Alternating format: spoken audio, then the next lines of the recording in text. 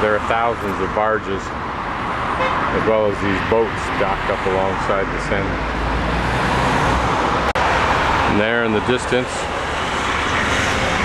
the Tuileries to our left and closest to us, it's all green. And then the Louvre in there somewhere. And then Notre Dame. Smart cars beginning to dominate over here, I can see, at least in Paris. A little riverside art stand.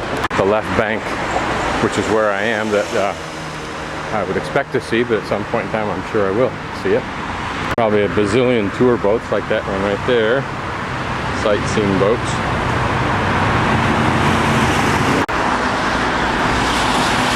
I'm not sure how this little restaurant's pronounced. Le Quai, Le Quai, Le Quai.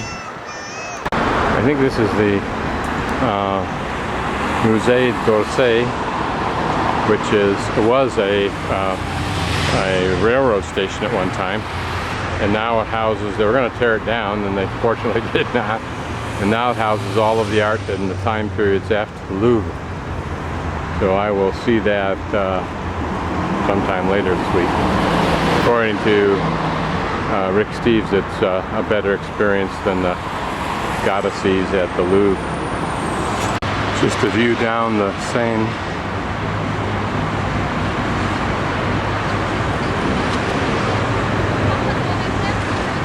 The Tuileries on our left and the Louvre on the left, as is Notre Dame.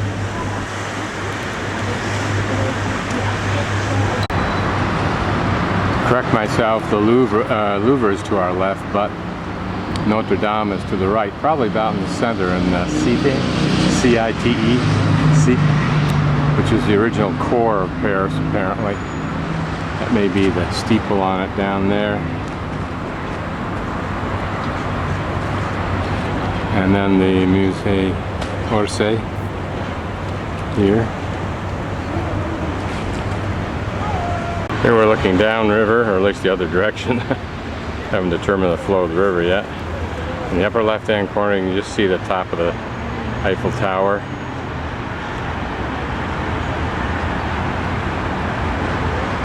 Pont Alexander III. And I think those are the Petit Palace and the Grand Palace, or Palais, Grand Palais. And now we're down at the level of the walkway, which is good for either planning the night if you're a young couple or the rest of your lives.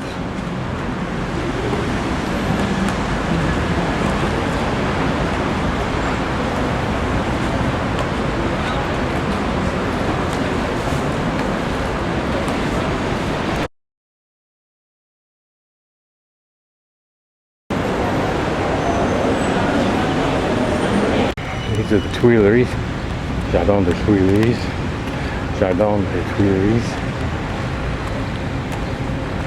I'll probably walk through them more intimately tomorrow.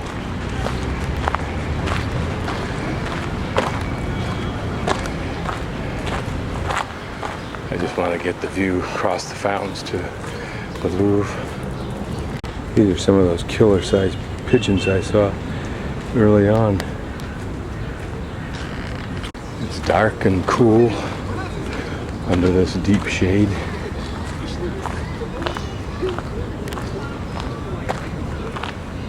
Beautiful place to catch some Z's. Have a little picnic lunch.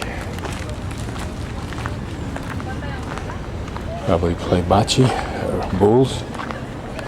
Or just go for a stroll. See lots of bicycles. And lots of bicycle tracks, so it's probably a good place to do that also.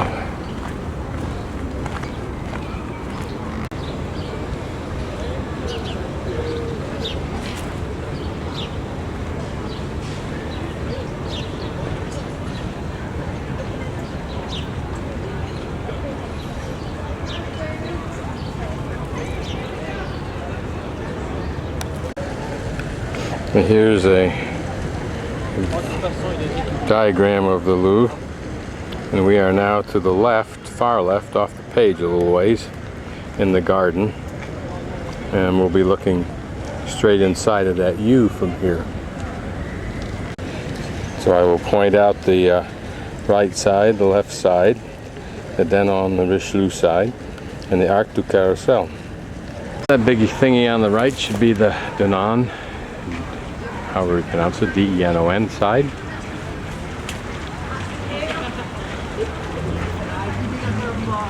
Square surrounded by statues. It's actually not a square, it's a round area. There in the middle, looking through, I can come and focus on what I think is that Arch du Carrousel, right there in the center.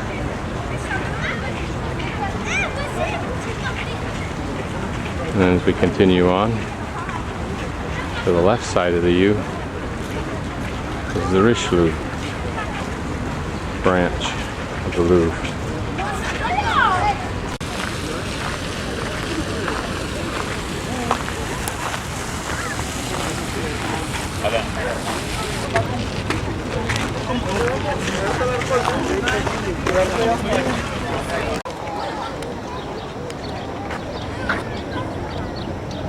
This looks like some kind of a maze there that you can go through. I don't know.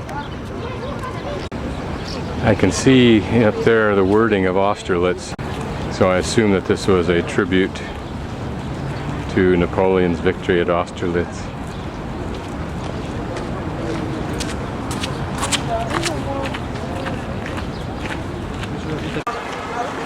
Yeah, so it is. Something to do with our boy Napoleon.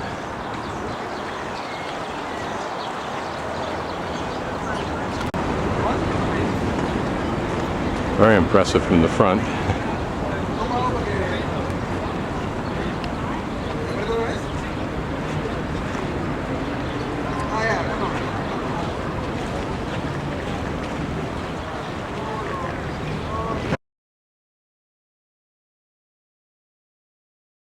Just inside the Jardin des Tuileries, whether they're new or reproductions, Greek or Roman, don't really know. I don't know what this is. I don't know if it's got to do with Rome and that wolf there is Romulus and Remus, the two little kids or something, I don't know. I'll go away from the main open causeway, if you will, down to the Louvre and back into the shaded walkways.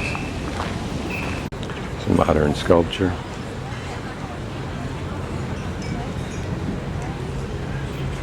Modern child may have a better insight into what it is than I do.